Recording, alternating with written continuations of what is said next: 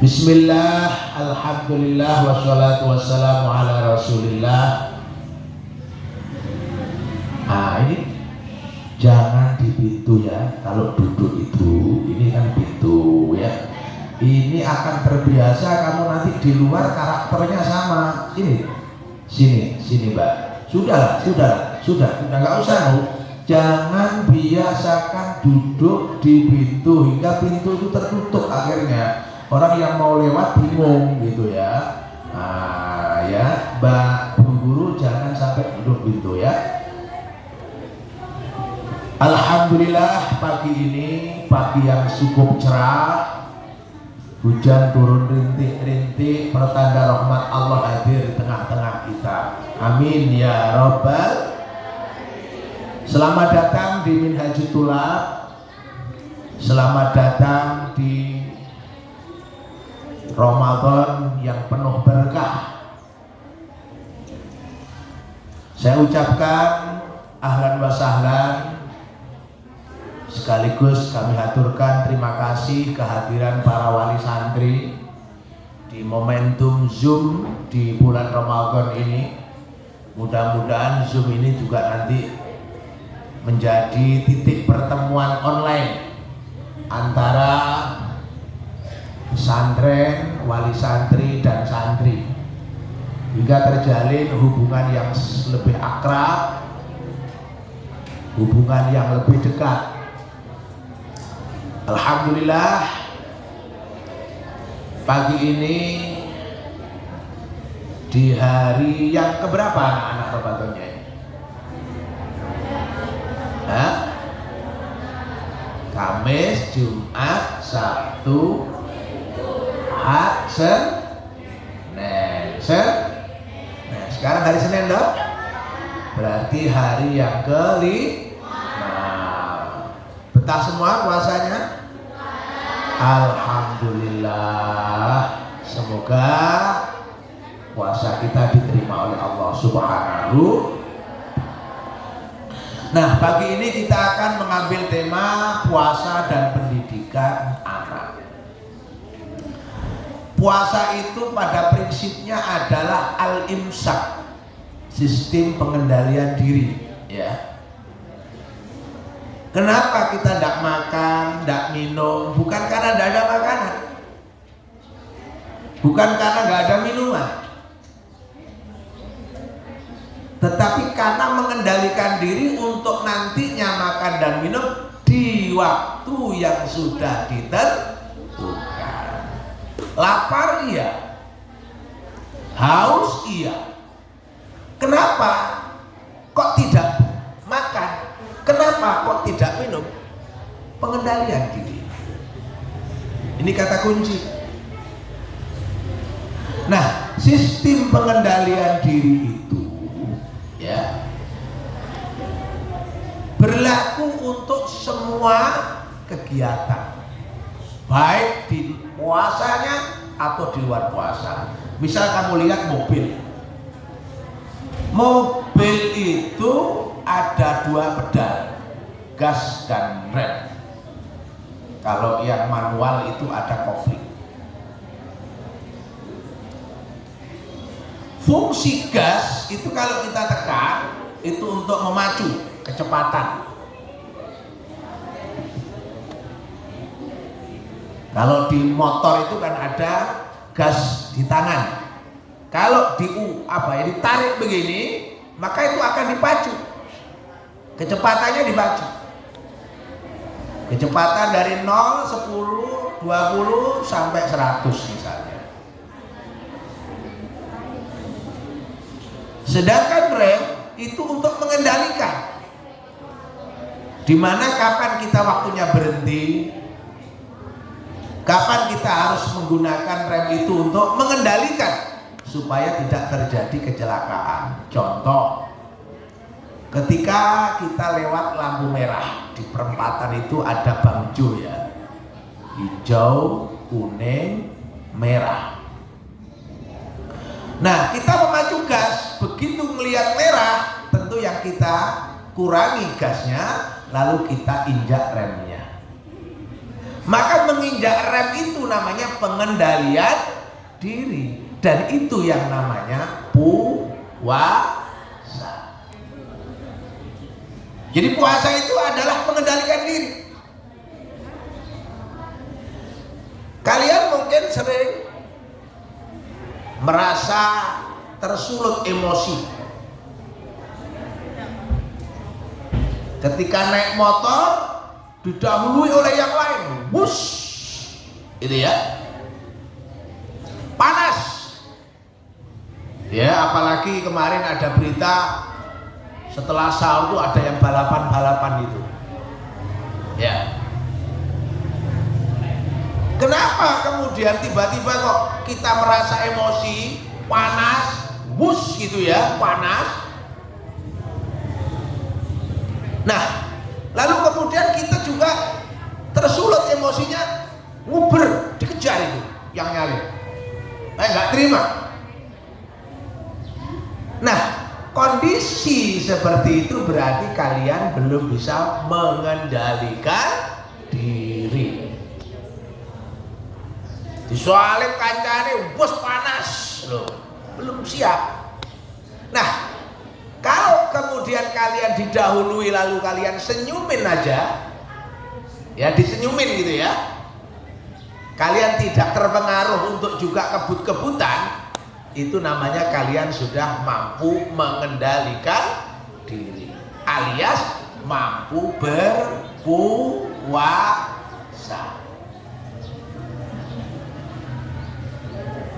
Ini yang terpenting. Nah, dalam syariat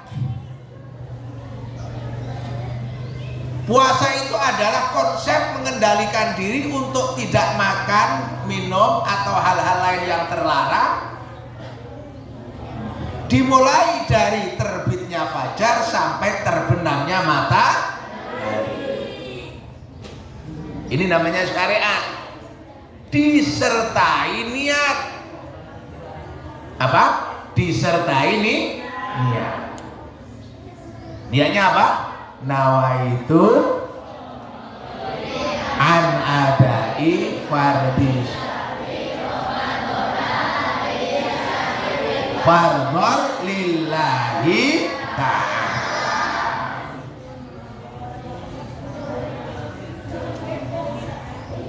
Jadi artinya apa? Orang lapar biasa, haus biasa, tapi kalau nggak diniati, ya bukan puasa namanya. Sekalipun kalian sehari semalam nggak makan, nggak minum, tapi kalau nggak ada niat, ya nggak puasa namanya.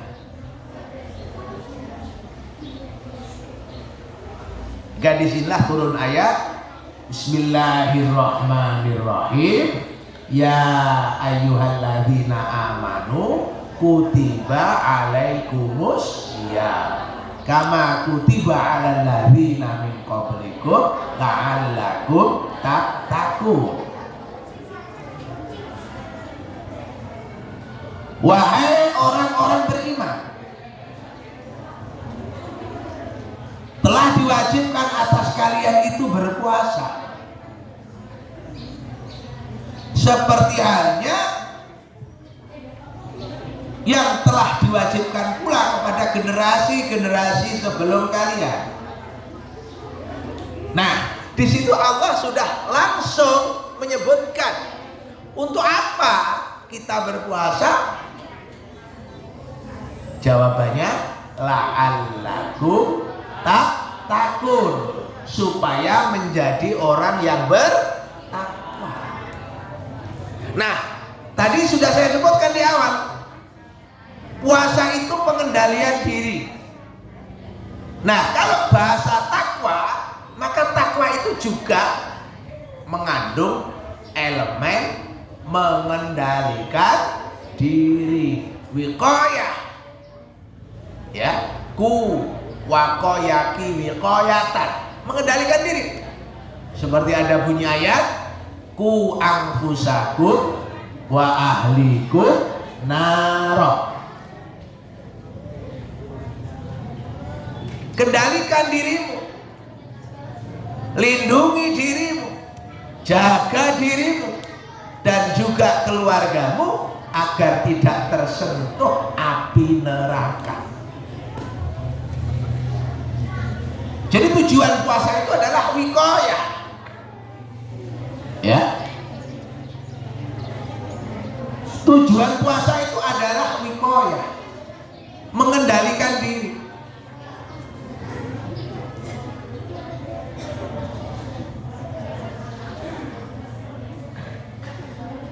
Supaya apa? Tidak terjadi hal yang merugikan, tidak terjadi hal yang membuat kita itu menderita.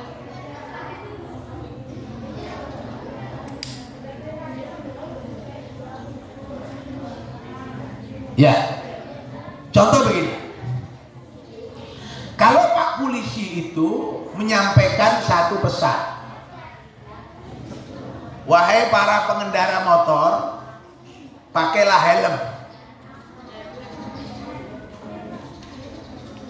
Nah, pesan Pak Polisi untuk mengenakan helm itu namanya wiqayah. Itu namanya melindungi diri.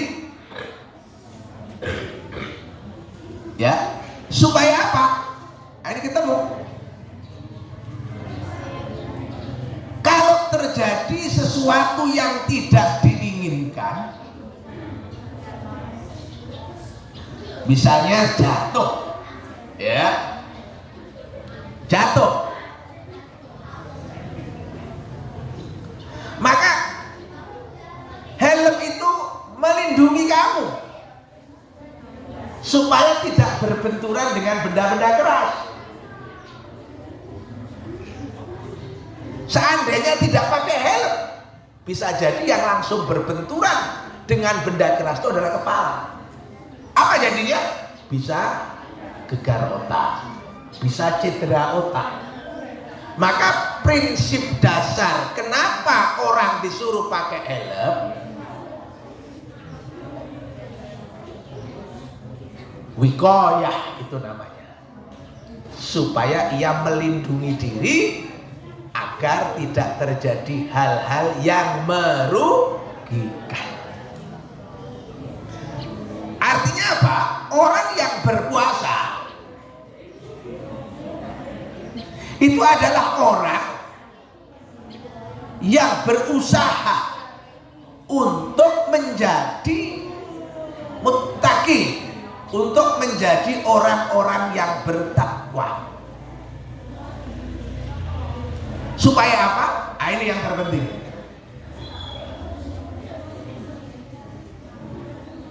Kalian tidak terkena sesuatu yang merugikan.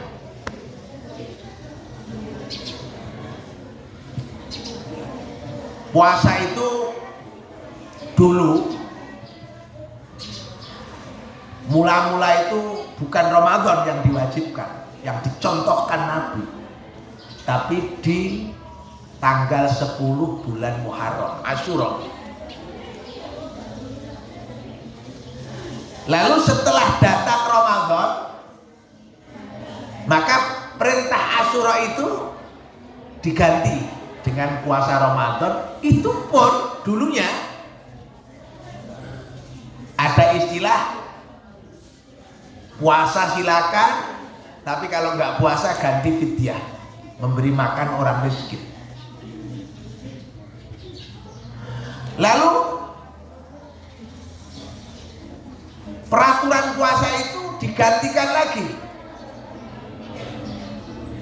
bahwa yang membatalkan puasa termasuk di dalamnya adalah tidur. Hingga kalau orang itu berpuasa tidur, batal puasanya. Hingga kemudian muncul ayat yang mewajibkan puasa Ramadan seperti sekarang. Itu adalah tahapan yang keempat. Faman syahida minkumus syahra falyasum. Kalau sudah datang bulan Ramadan, maka berpuasalah seperti halnya sekarang ini. Shallallahu alaihi Muhammad. Jadi artinya apa? Orang kali yang ditakutkan satu, nggak makan, yaitu lapar, nggak minum, yaitu haus. Hanya itu. Hingga kemudian ketika orang berpuasa lemes, dia nggak terbiasa untuk hal-hal yang di luar kebiasaan. Biasanya pagi sarapan, siang makan, haus minum, tiba-tiba tidak melakukan itu. Tentu perubahan-perubahan ini menjadi sesuatu yang tidak nyaman. Tidak nyaman. Padahal kalau orang tahu betapa dahsyatnya puasa, itu bisa kita lihat dari satu penelitian pakar biologi dari Jepang, Yoshinori Ohsumi namanya, di mana beliau meneliti tentang puasa dan pengaruhnya pada kesehatan tubuh. Hingga penelitian beliau itu menghasilkan penghargaan Nobel. Ya, menghasilkan penghargaan Nobel di bidang biologi. Apa kata beliau, Pak Ohsumi dari Jepang ini, pakar biologi, bahwa ketika tubuh ini lapar, jadi kalau kita puasa itu kan lapar, maka ketika lapar itu, kata Pak Ohsumi, sel yang sehat itu memakan sel yang tidak sehat. Terjadi istilahnya daur ulang sel. Kemudian proses makan dari sel yang sehat kepada sel yang tidak sehat itu sebagai proses mengubah energi dari energi yang berkurang menjadi energi yang berlebih. Artinya apa? Orang-orang yang sedang berpuasa itu adalah orang-orang yang mendapatkan energi baru dari proses makannya sel sehat pada sel yang sakit. Itu kemudian dikenal dengan istilah teori autofagi. Apa itu? Autofagi. Kalian pernah dengar nama penyanyi Melly Goeslaw? Ya? Atau mungkin kalian pernah dengar artis namanya Huges? Gemuk dia.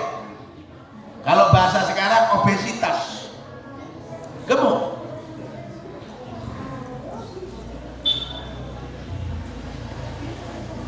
Beliau berdua ini ingin supaya badannya kurus.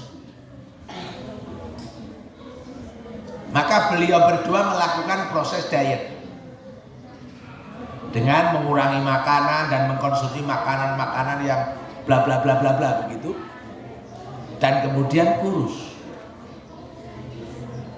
Nah, ini adalah sebuah contoh bagaimana seseorang itu kalau kemudian berpuasa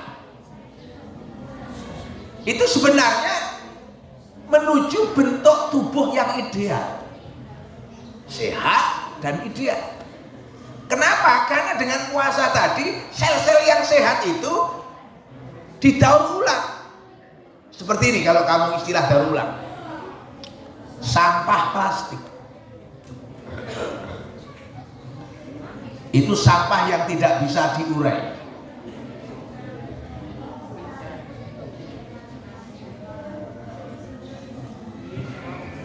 Hingga kemudian dia harus didaur ulang, dikumpulkan, dimasak, diproses menjadi biji plastik. Sampah-sampah plastik yang sudah berubah menjadi biji plastik dibawa lagi ke pabrik untuk dijadikan bahan baku, seperti hanya kurti plastik itu misalnya, atau mungkin aksesoris atau perkakas-perkakas dari plastik. Itu asalnya salah satunya dari sampah-sampah plastik yang didaur ulang hingga kemudian bisa menjadi bahan baku. Ini sama dengan sel. Ya, sel kita yang tidak sehat itu tidak dibuang percuma, tapi didaur ulang karena dimakan oleh sel yang sehat tadi dan kemudian diubah menjadi energi. Apa yang dimakan? Yang dimakan oleh sel-sel itu adalah lemak. Jadi kalau orang tuh punya lemak, lemak itu gaji. Ya tahu gak?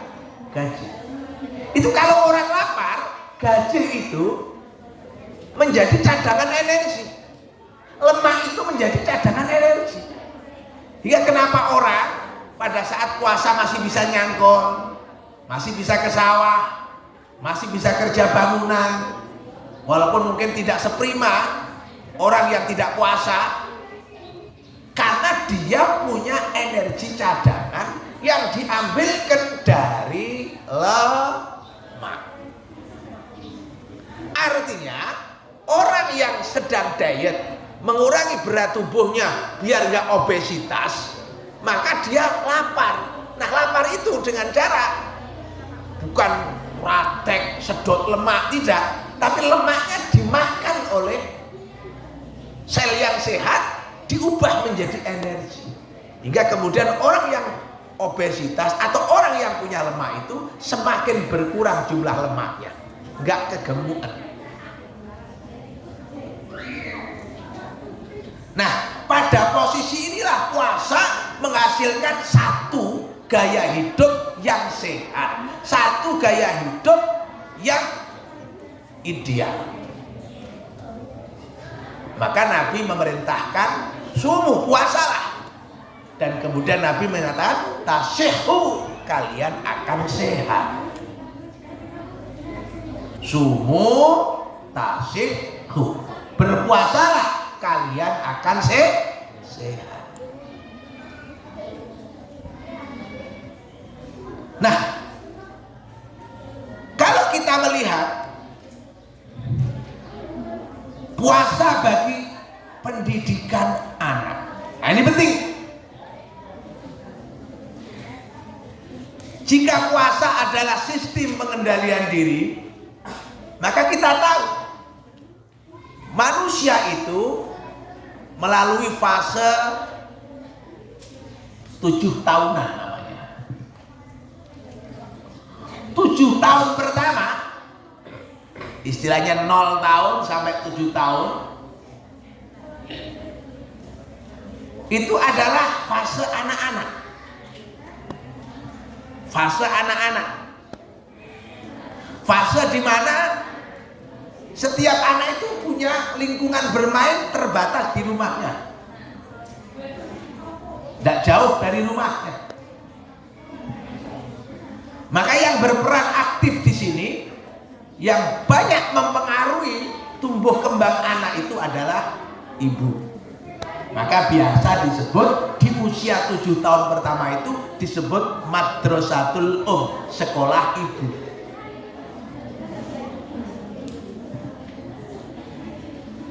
Di usia 7 tahun pertama ini ada kebebasan. Apa yang dilakukan anak tidak ada hukum sanksi. Ada tembok yang bersih dicoret-coret, ada perkakas yang rapi dibikin tidak rapi. Itu artinya apa? Dunia ini adalah dunia anak-anak. Nanti kalau sudah 7 tahun kedua, yaitu 7 tahun sampai 14 tahun, biasanya anak mengalami masa transisi dari dunia anak-anak ke dunia remaja. Kalian yang hari ini kelas 1 sampai kelas 7, ya kelas 1 sampai kelas 6 ya Ustaz. Kalau kelas 7 ya kelas 8, SMP itu kelas 9 itu adalah dari dunia anak-anak transisi berubah ke dunia remaja.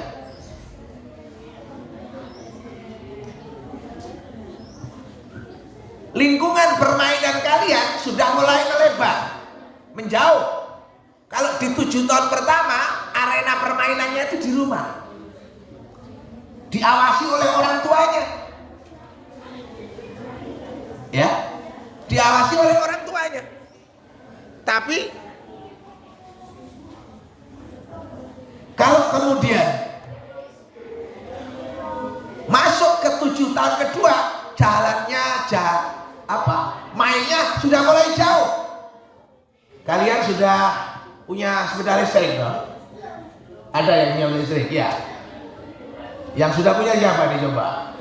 Biasanya kalau sudah usia 7 tahun kedua, kalau nggak sepeda listrik ya beda biasa aja lah. Sudah mulai jauh kan jalannya. Sudah nggak di rumah-rumah aja. Sudah punya main jauh. Kalau di sini mungkin sampai ke pasar gitu ya. Pasar pagi, pokoknya jauh. Pergaulannya juga gitu. Semakin jauh, semakin beragam, dan hubungan dengan orang tua sudah mulai longgar. Karena apa? Sudah punya teman-teman baru. Karena di 7 tahun pertama kamu masih ingat, mainmu di rumah, teman yang paling dekat kamu adalah orang tua kamu. Tapi kalau sudah 7 tahun kedua, mainnya sudah semakin jauh, temanmu sudah semakin banyak. Nah, disitulah kemudian ada disebut masa transisi dari dunia anak-anak ke dunia remaja. Nah, pada saat itulah muncul ini keinginan yang menggebu-gebu, keinginan yang membara, berbagai macam keinginan muncul dengan satu konsep, yaitu mencoba. Kalau kamu di usia 7 tahun kedua, ya kalian-kalian ini, anak-anak kita ini punya teman baik, jadi baik. Tapi kalau temannya nggak baik, bisa jadi tidak baik. Almar'u ala dini khalili. Seseorang itu akan terpengaruh oleh ini yang harus kita perhatikan, oleh kebiasaan teman dekatnya. Maka Allah membuat algoritma, ya, tahu algoritma?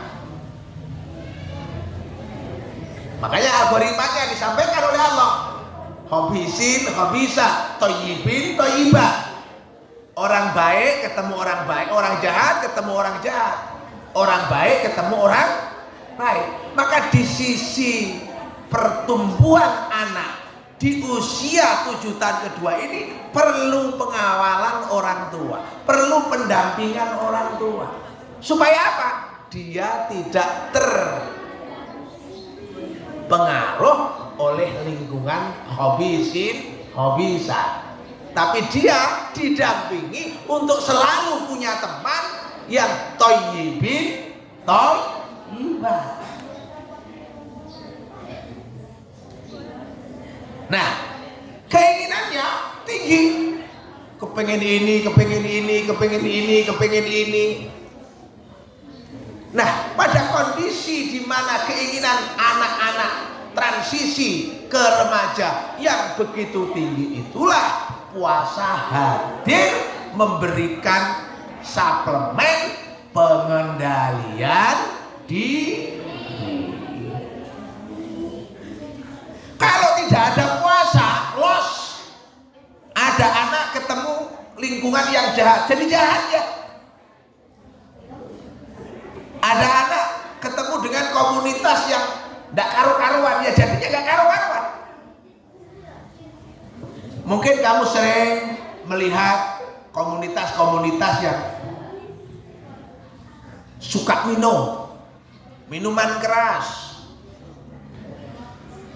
minuman yang memabukkan.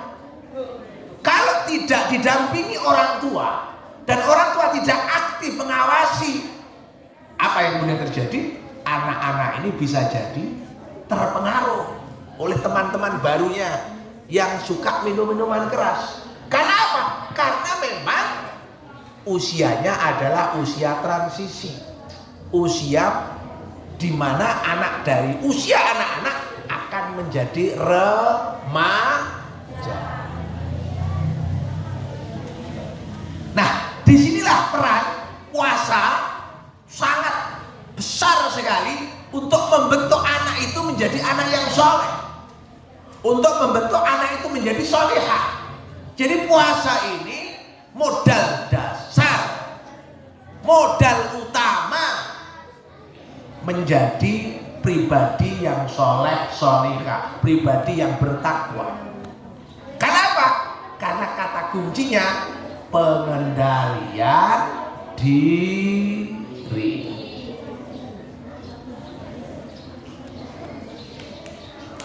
Nah, namanya teman sekarang itu ada dua macam. Ada teman offline, ada teman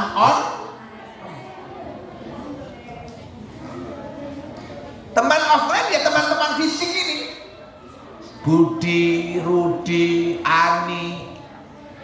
Ini adalah teman-teman offline kalian yang setiap hari ketemu secara fisik, bercengkerama, main ke sana, main ke sini, nongkrong sana, nongkrong ke sini. Tapi sekarang ada teman online. Kalian pegang HP, maka kalian dengan HP itu kalian sudah masuk ke dunia online, di mana teman-teman kalian tidak terbatas yang ada di lingkungan kalian, di rumah tinggal, di lingkaran orang tua, tapi menjauh. Kalian mungkin tinggal di Sumatera, tinggal di Lampung. Anak-anak kita ini tinggal di daerah-daerah perkampungan. Tapi dengan online kalian bisa berteman dengan orang dari luar pulau, dari Jakarta, dari Medan, bahkan luar negeri. Makanya kalau kamu ngeklik HP itu ada algoritma teman. Ya. Apa algoritma teman itu? Kalau diklik baik, ketemu baik. Tapi kalau diklik nggak baik, ketemu yang tidak baik.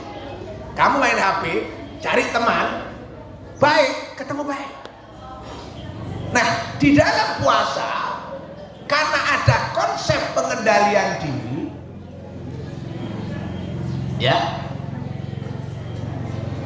ada konsep pengendalian diri, maka ini sangat pas dengan dunia anak-anak yang keinginannya tinggi, membara, menggebu-gebu supaya tidak terjadi kecelakaan, terjadi sesuatu yang merugikan, dikendalikan.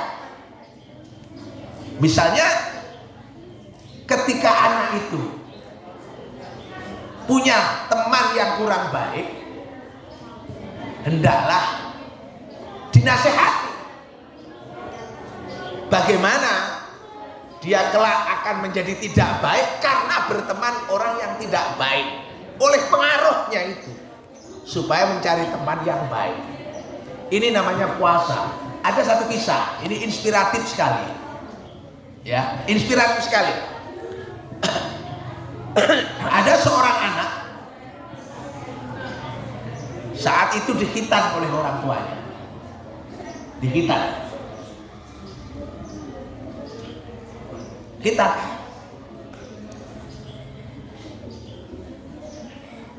nah pada saat kita itu kan ada resepsi, ada upacara, tamunya berdatangan, tamu datang ngasih sangu, angpau. Ya kalau kamu hitam waktu itu ada yang nyangoni ya, ya ada yang nyangoni ya, ada yang 10.000, 100.000, 50.000. Setelah acara selesai, dihitung uang sangu tadi, angpau tadi, sampai ke nilai yang cukup banyak, Hingga si anak itu bilang sama ayahnya, Pak, ini uang tolong, saya kepingin sepeda, belikan sepeda. Loh, namanya keinginan toh, ingin punya sepeda. Orang tuanya bilang, nah, saya bawa uangmu, saya terima uangmu, tak belikan sepeda, tapi tunggu 4 bulan. Tunggu 4. Hingga kemudian setelah 4 bulan dan anaknya taat mengikuti apa yang disarankan orang tuanya, nunggu 4 bulan dan betah. Mungkin sebagian anak lain mungkin tidak betah. Karena punya duit, ayo Pak, kita ke toko aja, kita beli sepeda. Mungkin begitu. Tapi si anak ini taat pada orang tua, berbakti kepada orang tua. Dia bilang, iya Pak, siap. Begitu sampai tiba waktunya 4 bulan, baru dibelikan sepeda. Kina 4 bulan kamu menunggu untuk bisa punya sepeda, dan itu dari uangmu sendiri. Silahkan, ayo. Kamu pilih sepeda mana, dibawa ke toko, suruh milih. Ketemu sepeda yang disukai, dibayar. Terus orang tuanya bilang, nah, uangmu masih utuh, tapi kamu dapat sepeda. Kaget si anak, loh Pak, kok uang saya utuh, padahal saya sudah dibelikan sepeda.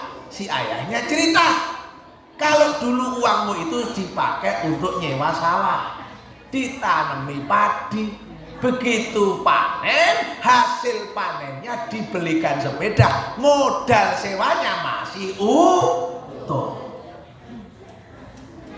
Nah, proses di mana anak punya duit dari hasil hitam ditahan oleh orang tuanya selama 4 bulan, diputar sebagai sebuah usaha sewa sawah. Lalu kemudian hasil panennya dipakai untuk beli sepeda, tapi modal pokoknya masih utuh. Itu namanya pengendalian diri.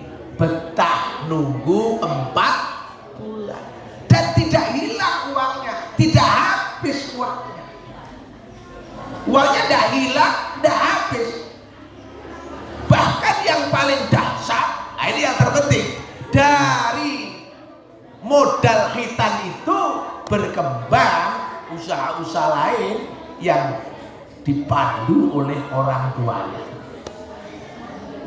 Perlu saya katakan, ini namanya pengendalian diri. Mungkin kalian pengen punya HP, kamu nggak punya duit, ada sangu dari orang tua, kamu menahan diri untuk tidak membeli HP dulu. Kamu menabung sampai sudah waktunya cukup, lalu kamu membeli. Itu namanya pengendalian diri. Itu namanya puasa. Ayo ini penting. Ayo, sholatullah, sholatullah, sholatullah, salamullah li rasulillah. Sholatullah, sholatullah, sholatullah, salamullah li habibillah. Mahadi, mahadi, ya mahadi, mahadi minhajutullah. Mahadi, mahadi, ya mahadi, musta'idan li ulil albab. Mahadi, mahadi, ya mahadi, mahadi minhajutullah. Mahadi, mahadi, ya mahadi, ta'allama da'iyan ilallahi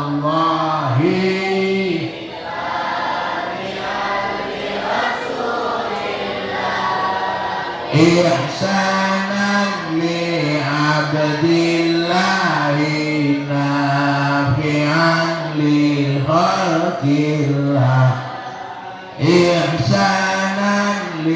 abdillahina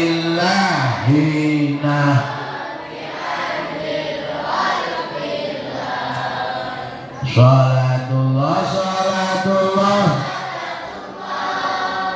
salamullah li rasulillah Salatullah salamullah li habibillah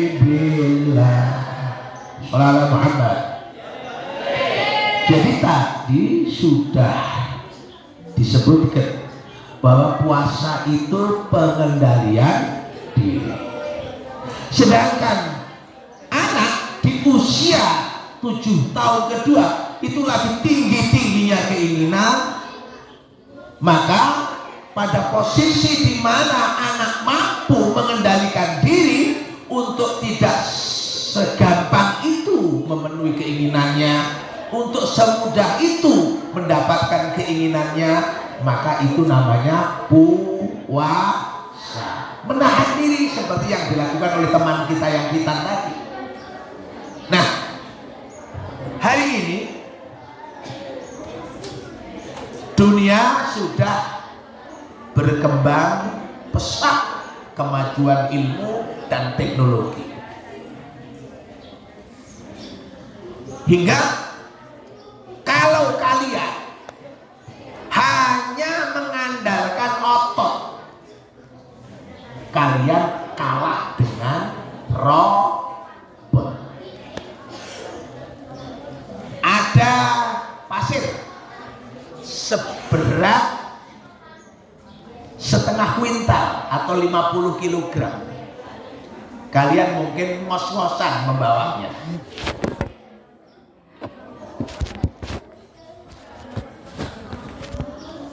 Ngos-ngosan membawanya. Tapi kalau robot, mesin-mesin pengangkut, jangankan setengah kita, 1 ton, 2 ton, 4 ton dia kuat. Seperti truk itu, mobil pickup itu. Itu mesin-mesin yang dikendalikan, yang bisa mengangkut beban melebihi berapa puluh manusia. Belum lagi alat-alat berat yang bannya gede-gede itu misalnya. Hari ini kalau mengandalkan otak saja, kalian kalah dengan AI. Apa itu AI? Kecerdasan buat yang paling sederhana, hitung-hitungan. Cepet mana otakmu dengan kalkulator? Lebih cepat kalkulator. Itu kecerdasan buatan yang paling sederhana.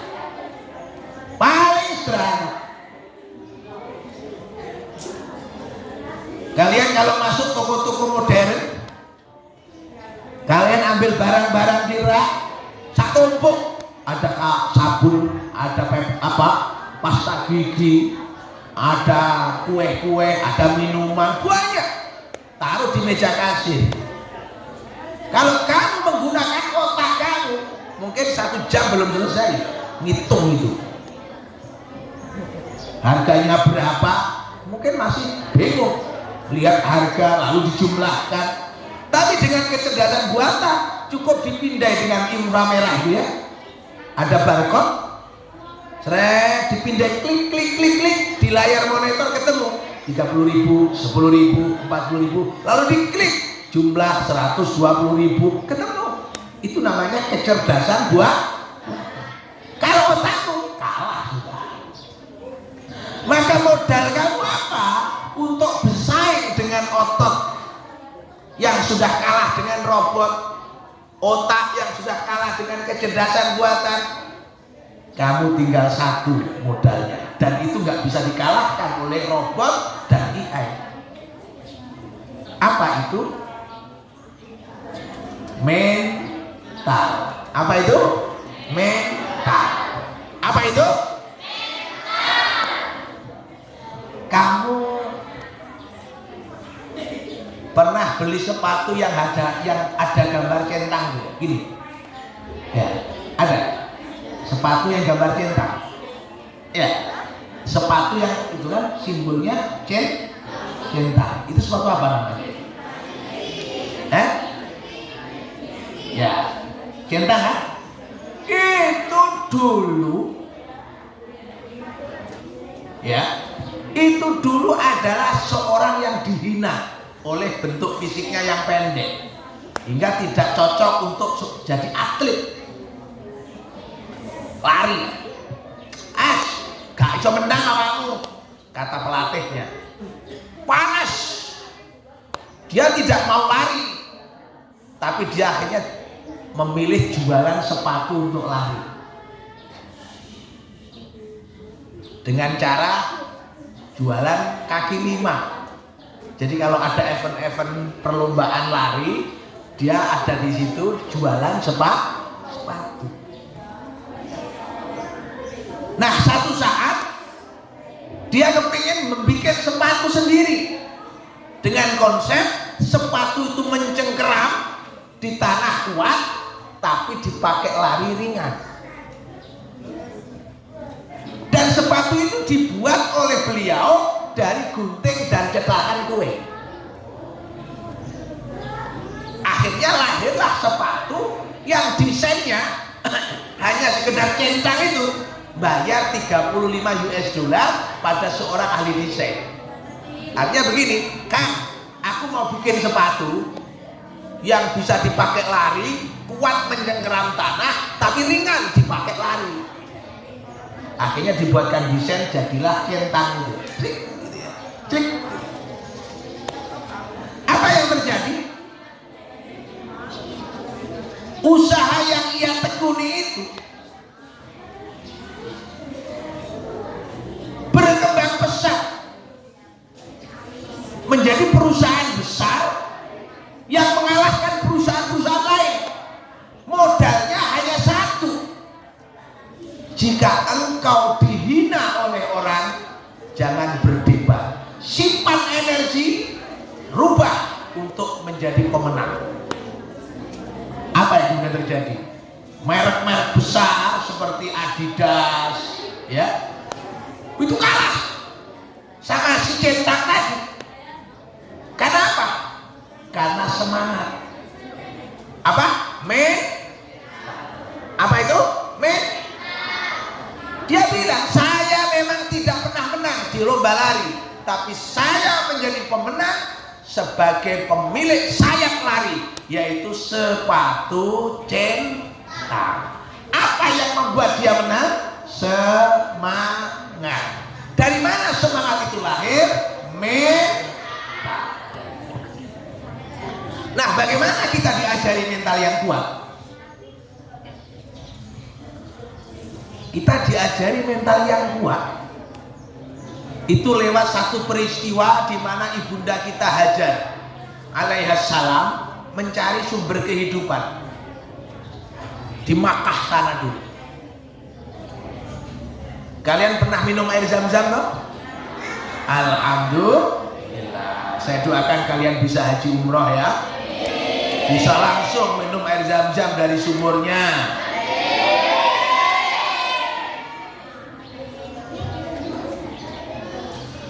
Dulu di dalam mencari sumber air, semangatnya luar biasa. Hajar itu berlari mencari sumber itu dari Sofa ke Marwah. Sofa Marwah, balik satu kali nggak dapat, balik lagi nggak dapat, balik lagi nggak dapat, sampai 7 kali. Bayangkan, seseorang itu kalau mencari sesuatu atau berusaha untuk mendapatkan sesuatu, 1 kali gagal, 2 kali gagal, 3 kali gagal, biasanya kan sudah menyerah. Tapi Hajar tidak. Hajar tidak menyerah. Walaupun toh sudah 3 kali gagal, tambah lagi 1 kali lagi, 1 sampai 7 kali pun Hajar tidak mendapatkan sumber air itu. Tapi ketika dia pada titik lari yang ke-7 tadi, dia mendengar anaknya yang masih bayi Ismail yang ditaruh tidak jauh dari Sofa Marwah tadi menangis. Hingga Hajar menghampiri si anak. dihampiri anak itu. Dihampiri, begitu dekat kaget. Air ada basah-basah di kaki si anak itu. Ada air menempel, pasir nempel dengan air basah. Kaget, aduh, ini ada air ini, di sini ada air. Lalu digali. Alhamdulillah di situ lahirlah dan muncullah sumur Zam-Zam. Ini adalah satu gambaran bahwa untuk mendapatkan kehidupan yang lebih baik, seseorang harus berusaha. Bisa jadi usaha itu 1 kali gagal, 2 kali gagal, 3 kali, bahkan 7 kali gagal seperti Hajar. Tapi keberhasilan selalu ada pada proses yang sungguh-sungguh. Proses yang sungguh, dan itu namanya mental. Maka anak ketika dihadapkan pada tantangan mental, ya, pada tantangan kualitas mental, itu artinya harus anak itu dididik dengan istilahnya manajemen kurang. Apa itu manajemen kurang? Begini, kalau anak itu misal minta 10.000, maka kemudian diberi 8.000, maka di sini anak sudah dididik mentalnya, ya. Anak sudah dididik mentalnya.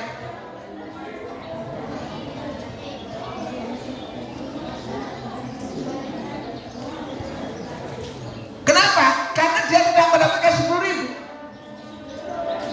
masih kurang 2.000.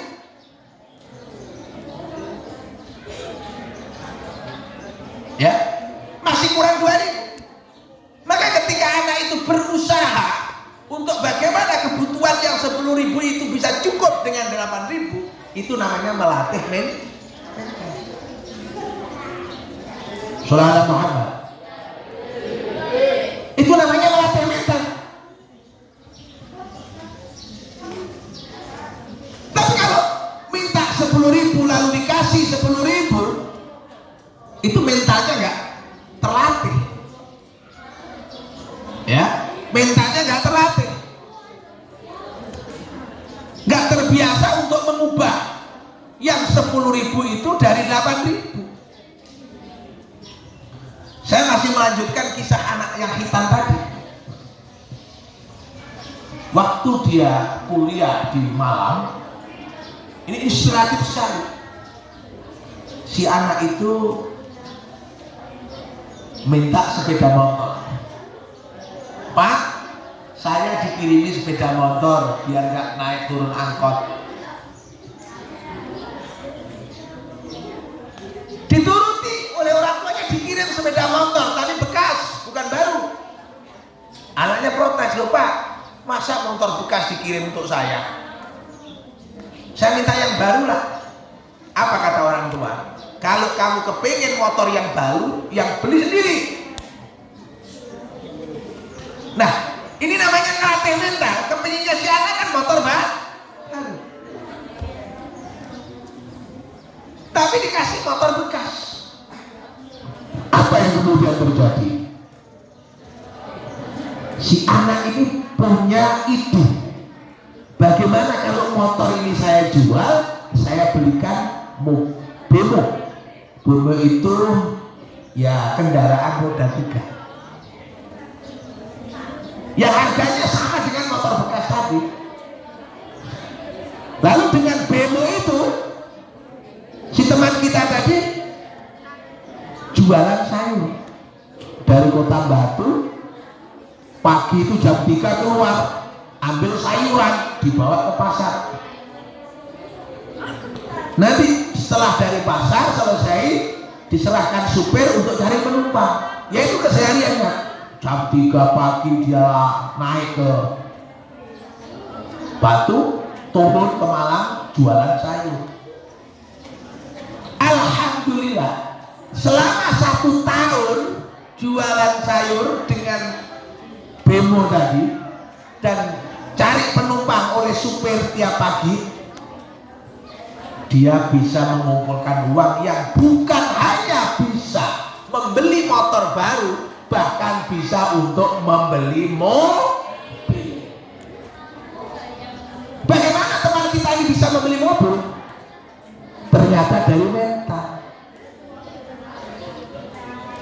Uangnya tidak cukup memang. Kalau dibelikan sepeda motor baru, tapi karena sepeda motor yang lama yang bekas tadi dijual, diubah menjadi kendaraan angkut dan dipakai untuk jualan, apa yang kemudian terjadi? Bukan hanya motor baru yang didapat, bahkan dari memperkerjakan sepeda motor bekas tadi diubah menjadi bemo, dipakai jualan sayuran, dipakai angkut penumpang, bisa membeli mobil. Itu namanya mental.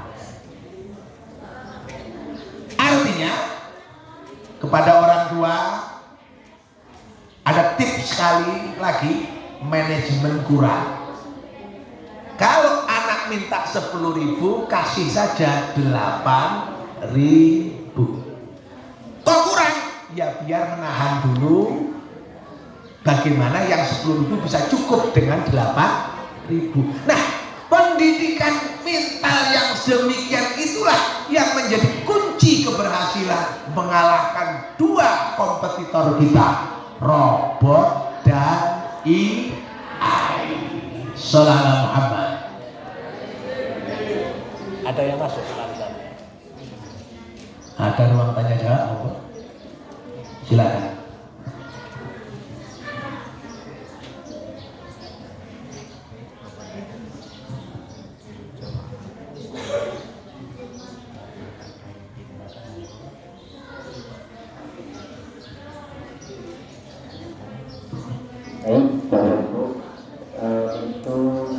Sesi selanjutnya itu ada termin pertanyaan. Monggo untuk dari bapak-bapak atau ibu guru ataupun dari jemaah online ya Zoom, monggo yang akan bertanya, kita buka termin pertanyaan. Monggo.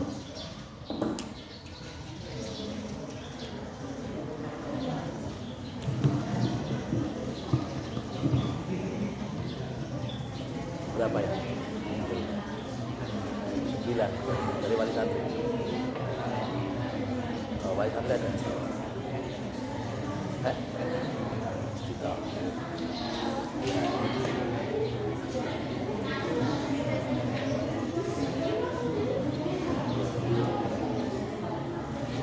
Belum ada. Shallallahu Muhammad. Jadi kita mencoba memulai pengajian ini offline dan online. Di mana online itu kita menggunakan Zoom, terhubung ke semua yang punya HP, yang terhubung dengan grup WA dari Minhajutullah, dan alhamdulillah sudah bergabung beberapa dari Bapak Ibu Wali Santri, dan saya berharap bahwa konsep pengajian Zoom ini menjadi tradisi nantinya untuk ke depan. Bapak Ibu Wali Santri yang barangkali tidak bisa langsung datang ke pesantren untuk ngaji, bisa lewat Zoom yang kami selenggarakan, insya Allah akan menjadi tradisi. Jadi online pakai Zoom ini dimaksudkan supaya kita lebih akrab lagi, yang jauh lebih menjadi dekat, yang dekat bisa lebih merapat. Sallallahu Muhammad. Nah, kalau tidak ada pertanyaan dari warga online juga warga offline yang hadir, perlu saya lanjutkan antara puasa dan pendidikan anak.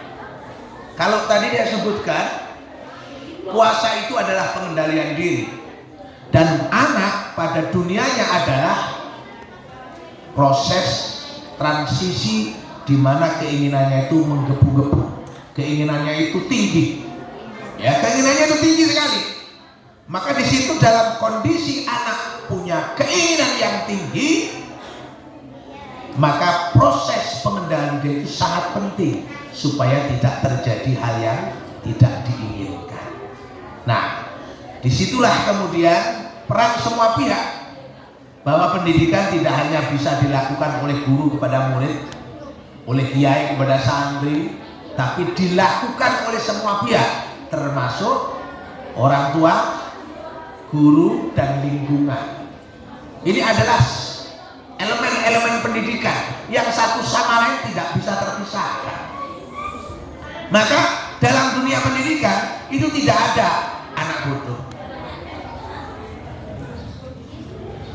Yang ada adalah anak yang belum tersentuh. Ya, tidak ada anak bodoh. Yang ada hanya belum tersentuh. Bisa jadi Habibie, kamu tahu, Profesor Dr. Habibie, ahli pesawat terbang, tapi kalau urusan main bola tentu kalah dengan Ronaldo. Ya benar. Sebaliknya demikian, Ronaldo pinter sepak bola, dihargai miliaran dolar, kakinya itu dihargai miliaran dolar, tapi kalau untuk usaha terbang tentu kalah dengan Pak Habibie. Maka kecerdasan Pak Habibie tentu beda dengan kecerdasan Ronaldo. Bisa jadi orang matematikanya nggak nyambung, fisika nggak nyambung,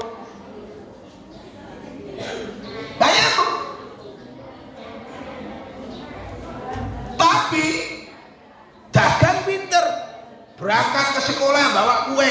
Saya punya teman itu, orang sukses, berangkat ke sekolah itu bawa dagangan ibunya, tempe. Ibunya kan bikin tempe, ibunya itu bikin tempe. Nah, marketingnya si anak itu berangkat sekolah dibawain tempe. Nah, ini bawa, si anak ini berangkat sekolah nggak malu jualan tempe, dia cari pelanggan. Jadi jarak rumah ke sekolahnya itu 3 kilo. Perjalanan 3 kilo itu digunakan untuk cari pelanggan. Ketemu pelanggan-pelanggan, hingga kemudian setiap pagi berangkat sekolah dia bawa tempe, diantar ke pelanggan-pelanggan itu. Tempe. Akhirnya dia punya pelanggan. Pelanggannya misalnya ada 10, dia sudah dapat 10 pelanggan sekali berangkat. Lama-lama berkembang, bukan hanya bawa tempe, bawa kue, dibawa ke sekolah. Jadi berangkat, dia bawa tempe yang bikinan ibunya itu, juga bawa kue yang dibawa ke sekolah, dititipkan di kantin sekolah. Jadi pulang sekolah dia bawa duit dari kantin hasil jualan kuenya, dan bawa uang dari hasil jualan tempe ibu. Pelajaran lain dia cerita ke saya, nggak minat dia, biologi nggak minat, fisika nggak minat, geografi nggak minat.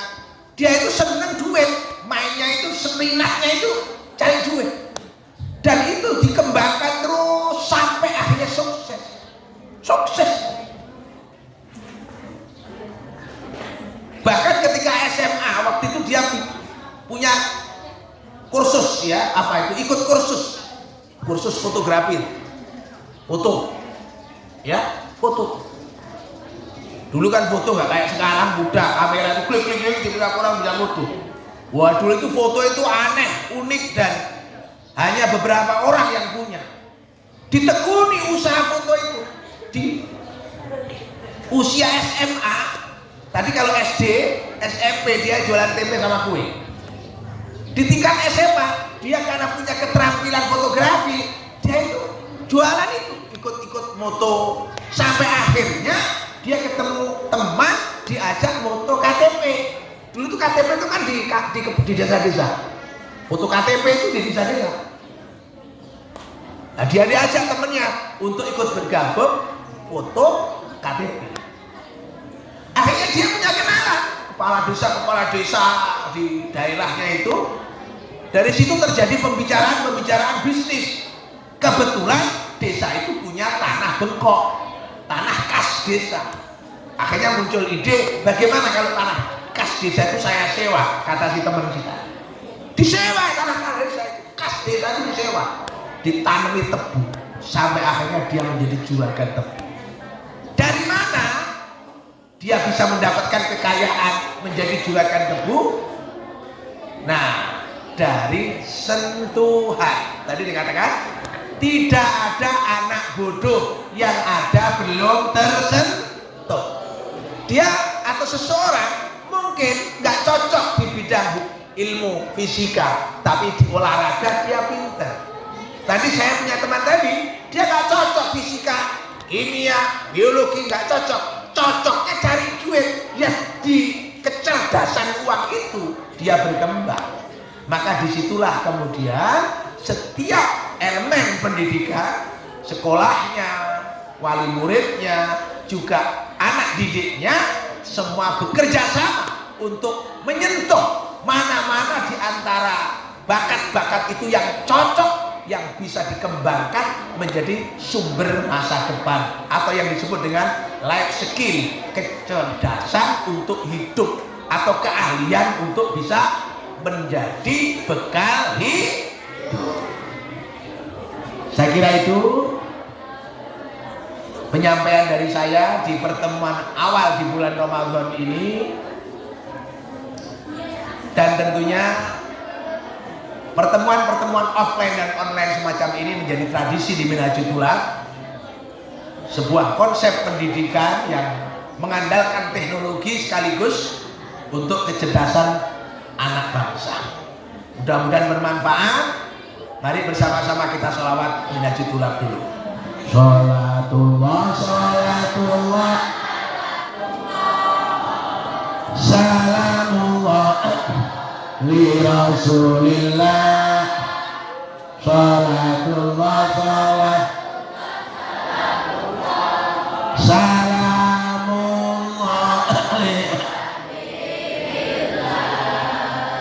Mahdi, Mahdi, ya Mahdi, Mahdi Minhajul Tulab, Mahdi, Mahdi, ya Mahdi, Wasaiban li ulil albab, Mahdi, Mahdi, ya Mahdi, Mahdi Minhajul Tulab, Mahdi, Mahdi, ya Mahdi, ta'allama wa'allama kita, da'iyan ilallahi, tabi'an li Rasul, ihsanan li'ab, nabi'an li khalqillah, ihsanan nabi'an li khalqillah. Salatullah, salatullah, salamullah li Rasulillah. Salatullah, salatullah, salamullah li habibillah. Wallahul muwaffiq ila aqwamit thoriq wal afu minkum. Wassalamualaikum warahmatullahi wabarakatuh.